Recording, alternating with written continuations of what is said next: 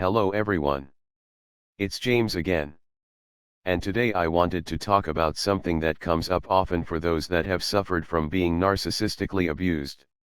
And that's the dreaded CPTSD symptoms that come up from time to time.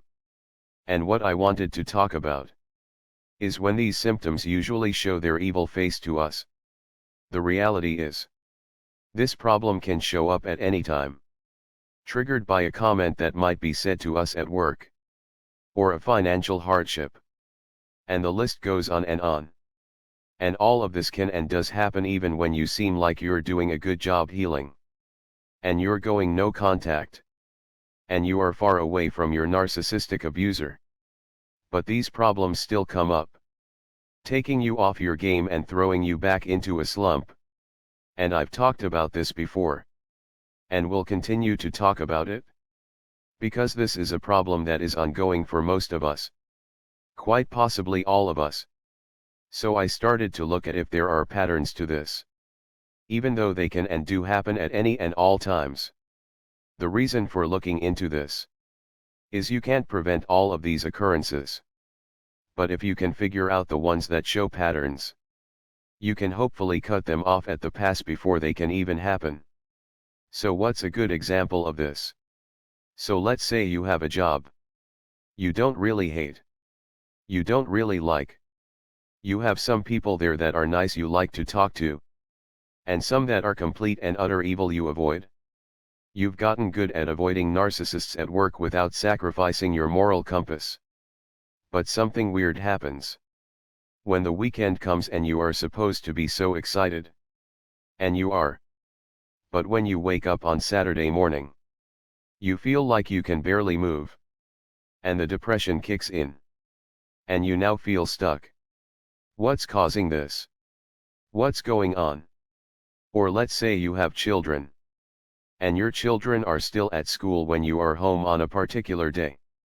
You think to yourself, you're going to get all of these things done with your time. But once you have this time to yourself, you completely and utterly crash. You see, small moments alone for someone that grew up in a healthy home are easy for them to deal with. Because in reality they aren't alone. Even when they are alone, they are getting texts from their mother or father. Or the person they are dating or married to. They know within a day. Or within a few hours. They will be right back around the people that care about them the most. People like this seem to have never-ending energy. At least it seems like that to me anyways.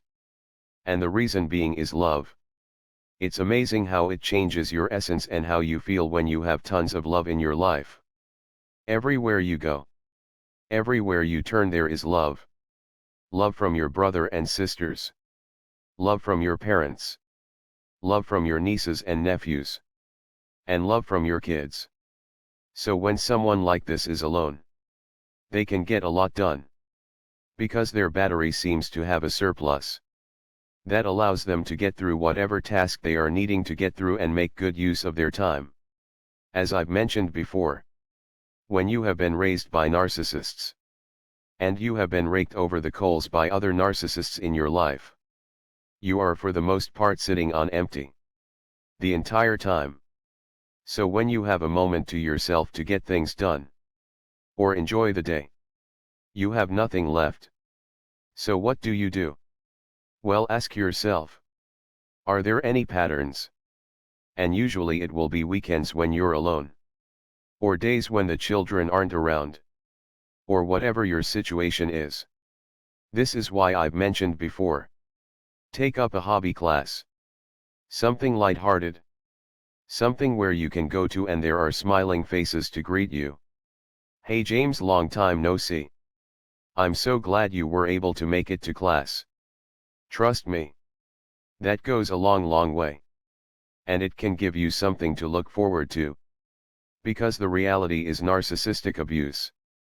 Especially when it's done to you by the way of so-called parents.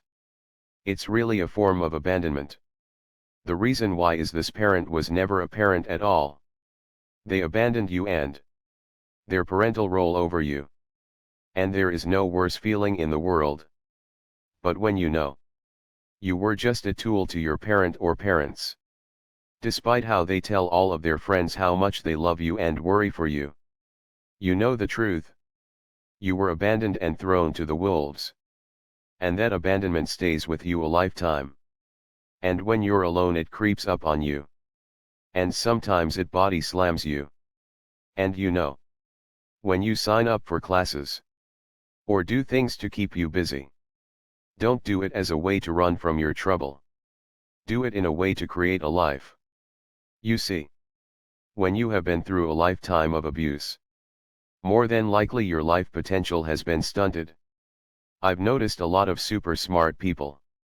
In jobs that are in no way shape or form suiting of their talents. Things they are good at that never got developed and brought to the forefront to where it's now a daily part of their life. As compared to those that grew up in healthy homes. People that seem to have real lives. They are doing this and that. And using up all of their talents each and every day. Now are their lives perfect? No. But you get a sense they understand that. But these imperfections are made up for the fact they have so much love. Family they can call on at a moment's notice. I hear about people. Grown people going over to their parents' house to spend the weekend. And things of that nature. And it's things like that. That allows this person to keep on an even keel. This love and care they feel from those around them.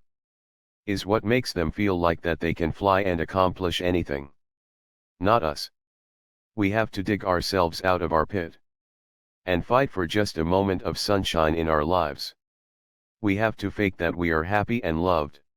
That's so weird to say. We have to fake to others that we are loved by our parents.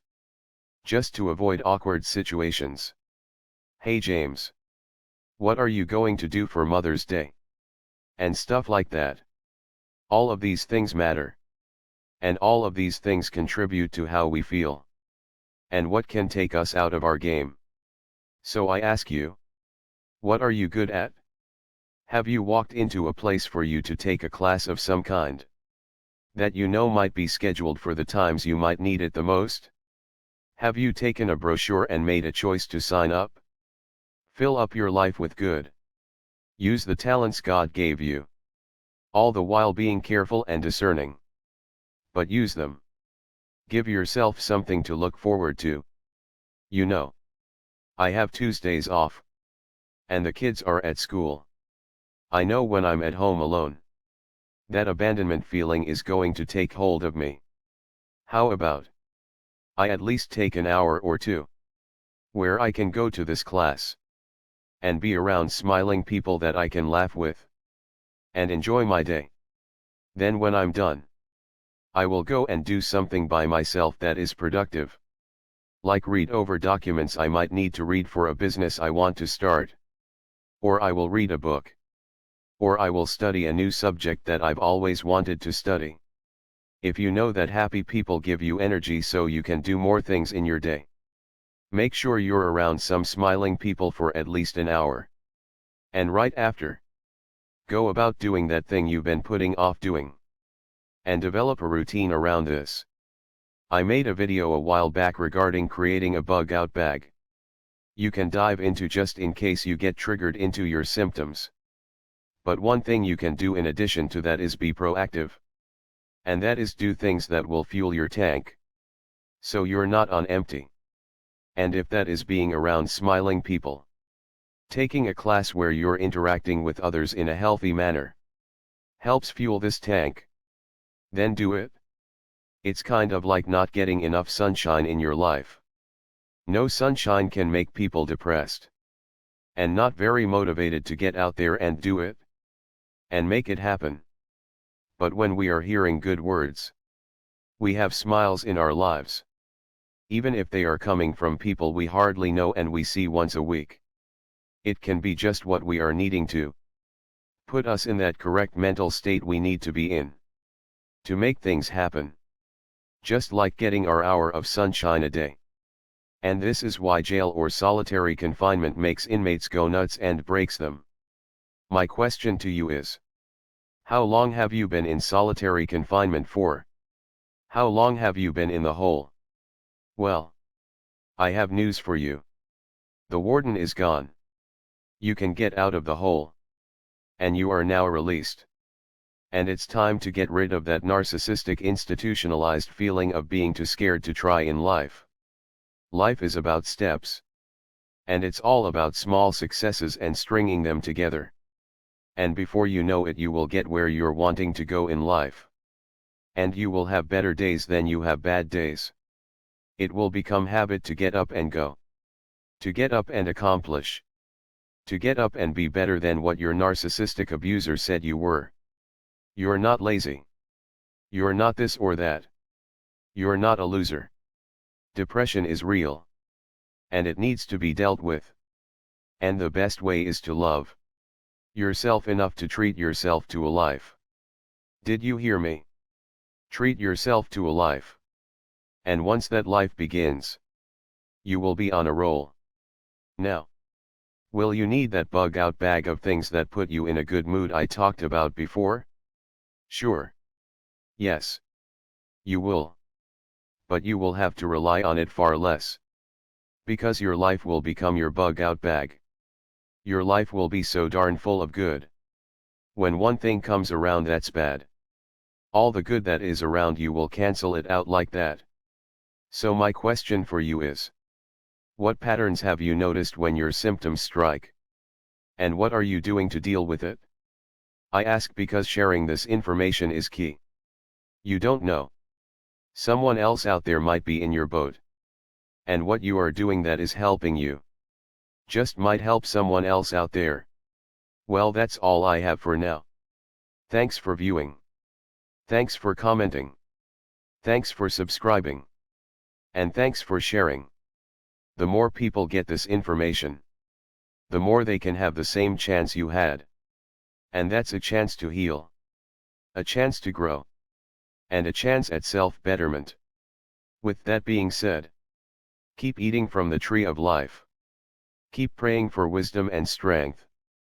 And until next time, bye for now. And be good to yourself.